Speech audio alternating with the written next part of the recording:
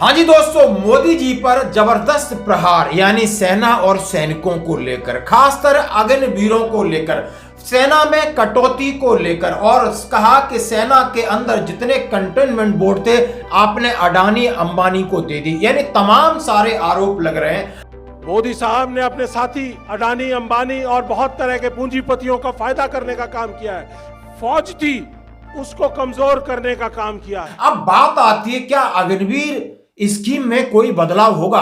हाँ जी दोस्तों, जैसा कि बजट में अग्निपथ का बजट 32% बढ़ा दिया है, तो 32% बजट बढ़ने से 8वें वेतन आयोग में क्या इनको फायदा होगा? अभी तक उन्हें क्या फायदा मिल रहा था? माना कि कुछ लोग जनवरी 2026 के बाद अग्निपथ योजना के अंदर भर्ती होते तो उनकी क्या सैलरी अलग होगी, या जो पहले वालों की उनकी सैलरी यही रहेगी, या बदलाव होगा? तमाम सवाल हैं। क्या वो 25% रिटर्न किए जाएंगे या ज्यादा किए जाएंगे? जहां जो दोस्तों, जैसा हम सभी जानते हैं कि 2026 यानी अगले साल पहला बैच आउट होगा, यानी 75% बाहर होंगे, 25% अंदर होंगे। क्या और इसमें बदलाव होंगे? तो सबसे पहले इन सारे सवालों के जवाब को लेकर पहले मैं कर्नल रोहित चौधरी साहब का वीडियो आपको सुनाता हूं। दूसरी तरफ मोदी सरकार जो दिल्ली के ऊपर भी राज कर रही है एक तरह से, और देश में भी राज कर रही है। वो कहकर आए थे कि राष्ट्रवादी हैं, देश के रक्षक हैं, देश के अधिकारों का काम करते हैं, देश के सैनिकों, पूर्व सैनिकों के लिए काम करते हैं, देश को कमजोर नहीं होने दूंगा, देश को बिकने नहीं दूंगा। लेकिन वही मोदी जी कहते थे न खाऊंगा और न खाने दूंगा। और आज मैं आपको, दिल्ली के चुनाव है इसलिए आपको याद दिलाना चाहता हूं पिछले 12 साल का जो घटनाक्रम है पूरे देश के अंदर जो हमारे साथ हुआ है। कहते थे न खाऊंगा न खाने दूंगा। मोदी साहब ने अपने साथी अडानी अंबानी और बहुत तरह के पूंजीपतियों का फायदा करने का काम किया है। देश के जो डिफेंस पब्लिक सेक्टर अंडरटेकिंग्स थे उनके अंदर डिसइन्वेस्टमेंट का काम किया है। पता नहीं कितने पब्लिक सेक्टर अंडरटेकिंग जो है उनको बंद करने का काम किया है। उन्होंने यहां तक कि जो फौज थी उसको कमजोर करने का काम किया है। फौज की जो डिफेंस पीएसयूज थी, हमारी बेस वर्कशॉप्स थी, हमारी ऑर्डिनेंस वर्कशॉप, ऑर्डिनेंस यूनिट्स थी, हमारे कैंटोनमेंट बोर्ड्स थे, 62 कैंटोनमेंट बोर्ड्स को बंद करने का काम किया। और आपको यहां से मैं याद दिलाना चाहता हूं कि ये जो 62 कैंटोनमेंट बोर्ड थे इनके अंदर अथाह रियल एस्टेट है। उन्होंने सीधा सीधा माननीय प्रधानमंत्री पर आरोप लगाया कि आपने सेना और सैनिकों को कमजोर किया है, भूतपूर्व सैनिकों में भेदभाव किया है, सर्विंग सोल्जर में भेदभाव किया है, कि परमानेंट सोल्जर और अग्निवीरों को लेकर के अग्निवीर योजना से सेना कमजोर हुई है, और इसके सारे आपने सेना की कटौती किया। उन्होंने डिफेंस सिविलियन एम्प्लॉयज की कटौती, वर्कशॉप की कटौती, जो यानी स्टेटिक इंस्टीट्यूट थे जहां पर वो कॉम्बिटेंट तो थे लेकिन काम उनका रिपेयरिंग का या सपोर्टिंग था, सेना ने उनको खत्म किया। कंटेन बोर्ड है बहुत सारा, उनको उन्होंने बोला है कि नहीं, ये कंटोनमेंट बोर्ड नहीं होंगे, एक मिलिट्री स्टेशन होगा, उसमें कन्वर्ट किया है, और वो सारी जमीन है अडानी अंबानी को दिया है। इससे सेना कमजोर हो रही है, देश भी कमजोर हो रहा है। क्या ये इनके आरोप सही है या गलत है, ये आपको डिसाइड करना है। अब मैं बात करूंगा कि जब 32% बजट अग्निवीरों को बढ़ा है तो अग्निवीरों को इससे क्या फायदा होने वाला है, या अग्निवीर 2026 में पहला बैच 75% बाहर, 25% अंदर, या 50-50 क्या होगा? क्योंकि इसके ऊपर रिपोर्ट मांगी गई थी आर्मी से, और आर्मी वालों ने रिपोर्ट लगभग बड़ी पॉजिटिव दी थी कि नहीं, कम से कम 50% को रिटर्न किया जाए। ऐसा कुछ खबरें चल के आ रही थी दोस्तों। तो सबसे पहले जो परसों की खबर है कि भर्ती योजना के विस्तार से अग्निपथ का बजट 32% बढ़ा। भारत ने शनिवार को केंद्रीय बजट में रक्षा खर्च के लिए 6.81 लाख करोड़ रुपए से अधिक का प्रावधान किया है, जिसमें सेना के आधुनिकीकरण के लिए 1.8 लाख करोड़ रुपए शामिल है। आप समझ सकते हो, उन्होंने कहा है 6,81,000 करोड़ रुपए जो आवंटित किए हैं, और उसमें प्रावधान रखा है कि भर्ती के लिए यानी सैनिकों की अल्पकालिक भर्ती अग्निपथ योजना के लिए 11,000 39 करोड़ रुपए आवंटित किए हैं, जो बढ़ती संख्या को पूरा करने के लिए पिछले साल के संशोधित अनुमान से 32% ज्यादा है और दस्तावेजों से यह पता चलता है। अब उन्होंने कहा है अग्निपथ सेना की दशकों पुरानी भर्ती प्रणाली में एक बदलाव है जो कि 2022 में लागू हुई थी और 2026 जून में पहला इसका एक्सपेरिमेंट होगा कि कितने लोग किस प्रक्रिया से रखे जाएंगे, क्या भाईबंदी होगी, क्या भ्रष्टाचार पनपेगा, यानी तमाम प्रश्न चिन्ह लगे थे। और यह भी प्रश्न चिन्ह लगे थे कि अंदर जो रिटेन किए जाएंगे उनमें क्या गड़बड़ झाला होगा, या जो 75% बाहर निकलेंगे उनको कैसे आरपी गेट पर माला से स्वागत करेगी कौन, स्टेट फोर्सेस और आप समझ सकते हो पैरामिलिट्री फोर्सेस और तमाम कंपनियों के लिए, जैसा कि एग्रीमेंट करार हो रखा है। तो सबसे पहले मैं बात अग्निवीरों का कहना चाहता हूं, आपके दोनों हाथों में लड्डू है। पहला बैच का जबरदस्त स्वागत होगा और देश में आपको बिल्कुल कंधे पे उठा के नौकरियां मिलेंगी। बस आपने धैर्य रखना है, क्योंकि पहला, दूसरा, तीसरे का स्वागत होगा, चौथे का होगा या नहीं होगा इसकी गारंटी नहीं, क्योंकि इसके ऊपर सरकार का दबाव हो, सरकार की परीक्षा है। तो इस बात से आश्वस्त रहना है, यदि आप अंदर रहते हो, बाहर रहते हो, या 50-50% होता है, आपको घबराने की जरूरत नहीं, सिर्फ आपने अपने स्वास्थ्य से, अपने फिजिकल चीजों को सही रखना है। अब उन्होंने जैसे कहा है कि 25% और 75% वाली बात है, और इसके आगे उन्होंने जैसा कहा था कि अग्निपथ भर्ती मॉडल जो 2024 में आम चुनाव से पहले एक राजनीतिक मुद्दा था, सशस्त्र बलों को युवा और युद्ध के लिए तैयार रखने के लिए पेश किया गया था। इस योजना के तहत भर्ती के लिए लोगों को अग्निवीर कहा जाता है।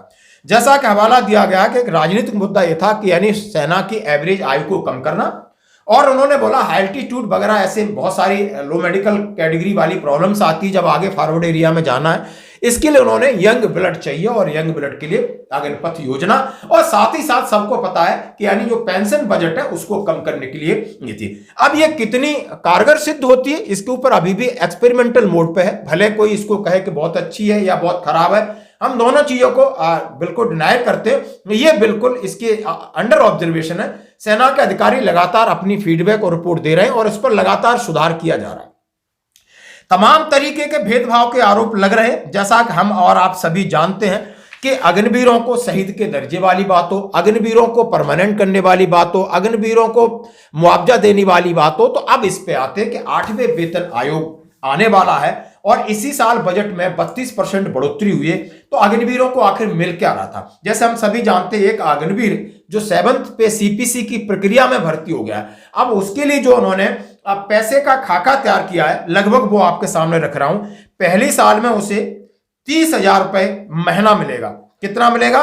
30,000 रुपए महीना। उसमें से उसको कैश इन हैंड 21,000 मिलता है और 9,000 उसको कंट्रीब्यूशन टू कॉर्पस फंड में जाता है, जो गवर्नमेंट इंडिया की सम्मान निधि, जो कि आपको बाद मिलती है। दूसरी साल में आपको पहली साल यानी 12 महीने 30,000 मिलते रहेंगे और आपकी कटौती होती रहेगी 9,000 रुपए पर मंथ और 21,000 आपको हाथ में। दूसरी साल लगती है तो 33,000 आपकी टोटल सैलरी का पैकेज होता है और वो 23,100 रुपए आपके हाथ में मिलते हैं और 9,900 रुपए यानी ये बढ़ जाता है 900 और ये आपके हर महीने दूसरी साल कटते हैं जो आपके कॉर्पस फंड में जाते हैं। तीसरी साल आपको 36,500 मिलते हैं हर महीने और 25,500 आपके हाथों में आते हैं और 10,950 आपके contribution to Agniveer corpus fund यानी 30% इसका हिस्सा कंट्रीब्यूशन में आपका चला जाता है। चौथी साल में आपकी वो सैलरी हाइक होकर 40,000 हो जाती है, 28,000 आपके हाथ में मिलता है, 12,000 उसकी हर महीने कटौती होती है। अब total contribution in Agniveer corpus fund after 4 year यानी आपका 5,02,000 रुपए आपका फंड ये कट जाता है सम्मान निधि में।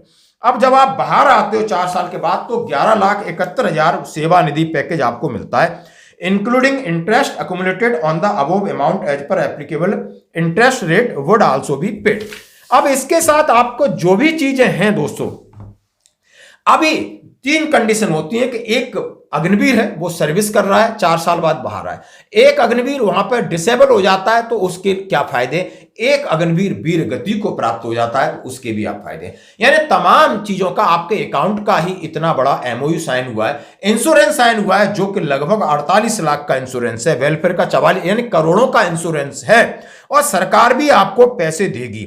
यानी इसलिए आपको इस बात से निश्चिंत रहना, बेफिक्र रहना है। और इसका दबाव आपने देखा होगा कि राहुल गांधी ने अपनी जब भारत जोड़ो यात्रा में ऐसे मुद्दे उठाए और सरकार को आनन फानन में यह प्रक्रिया बड़ी ट्रांसपेरेंसी यानी पारदर्शिता के साथ लागू की गई और उनके वीडियो बना करके सरकार ने सामने रखे गए। तो यह होता है दबाव, यानी पक्ष भी सही होना चाहिए और विपक्ष भी मजबूत होना चाहिए, तभी जनता का और देश का सही भला होता है, ये इस मायने में। तो दोस्तों मैं ये बात करना चाहता हूं कि आप 8वें वेतन आयोग को लेकर के असमंजस में तो आपको सोचने की जरूरत नहीं। अब सवाल ये आता है कि ये लोग हैं, मान लो 2026 के बाद जो अग्निवीर भर्ती प्रक्रिया होगी तो उनको तो नए मापदंड, नए फाइनेंशियल उनका कैलकुलेशन होगा, जो कि जिस हिसाब से 30,000, 33,000, 36,000, 40,000 वर्कआउट किए उसी ग्रिड, उसी स्केल से इनके वेतनों सुधार होगा। और क्या जो पहले के हैं यानी जो 25 के हैं या 24 के हैं तो उनका भी परिवर्तन होगा, 200% परिवर्तन होगा, क्योंकि जिस बेस पर उन्होंने ये आंकड़े बनाए गए उस बेस पर आपको फायदा होगा। यानी ये डिस्क्रिमिनेशन नहीं हो सकता है, नहीं, ये बहुत बड़ा मुद्दा होगा अग्निवीरों के साथ। जब दूसरे की सैलरी बढ़ी तो अग्निवीरों की क्यों नहीं, आप निश्चिंत रहें, आपकी सैलरी में भी बदलाव होगा। तो दोस्तों ये थी अग्निवीरों को लेकर के रिपोर्ट। आखिर आपके कोई सवाल है तो मेरे व्हाट्सएप पर कर सकते हो।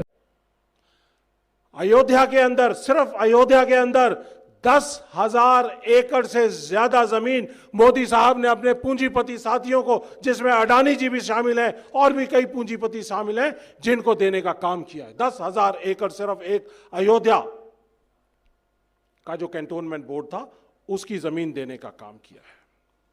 इसके साथ साथ जो एयरपोर्ट, रेलवेज, पोर्ट्स और तमाम तरह की डिफेंस मैन्युफैक्चरिंग यूनिट्स, जो हमारी ऑर्डिनेंस फैक्ट्रीज थी, उनको पूंजीपतियों को देने का काम किया है। तो साथियों, ये चुनाव, इसके अंदर फैसला करना है। एक तरफ झूठ और फरेब करने वाले आम आदमी पार्टी और दूसरी तरफ से बीजेपी सरकार, ये दोनों जो ना काम करते हैं ना काम करने देते हैं, उनका दिल्ली में कोई औचित्य नहीं है। मैं यहां से आप लोगों को याद दिलाना चाहता हूं कि मोदी सरकार ने देश को कमजोर करने वाली अग्निवीर जैसी योजना को लेकर आए हैं और उस अग्निवीर योजना के अंदर मात्र 4 साल के लिए हमारे सैनिकों को सेना में काम करने का काम दिया जाएगा और उसके बाद उनको घर भेज दिया जाएगा, जिसमें से सिर्फ मात्र 25% जो है वो परमानेंट किए जाएंगे। बाकी लोग अगले साल से 75% लोग, पहला बैच 2026 में जून में वापस आ जाएगा। तो साथियों, देश के लिए जो सुरक्षा के लिए जो स्कीम सही नहीं थी, वो देश को देने का काम मोदी साहब ने किया। देश की सेना को, सैनिकों को कमजोर करने का काम किया, देश के सैनिकों को बांटने का काम किया, यहां तक कि उन्होंने देश के शहीदों को भी नहीं छोड़ा, देश के शहीदों को भी बांटने का काम किया है। हमारे नेता, leader of opposition Rahul Gandhi ji ने 4,000 किलोमीटर की भारत जोड़ो यात्रा जब चले तो उसके अंदर हर जगह से बात आई कि अग्निवीर योजना देश के लिए सही नहीं है, उसको खत्म करना चाहिए। तो कांग्रेस पार्टी ने एक फैसला लिया कि अग्निपथ योजना को, अग्निवीर योजना को खत्म करेंगे, अग्निवीरों को रेगुलर करेंगे और जो 1.5 लाख बच्चे अग्निवीर योजना लाने की आड़ में जो सिलेक्टेड थे, वो देश के सैनिक बनने वाले थे, भावी सैनिक थे, उनको बेरोजगार करने का काम मोदी सरकार ने किया। उनको पक्का करने के लिए कांग्रेस पार्टी ने गारंटी दी है। यह है leader of opposition Rahul Gandhi ji की गारंटी।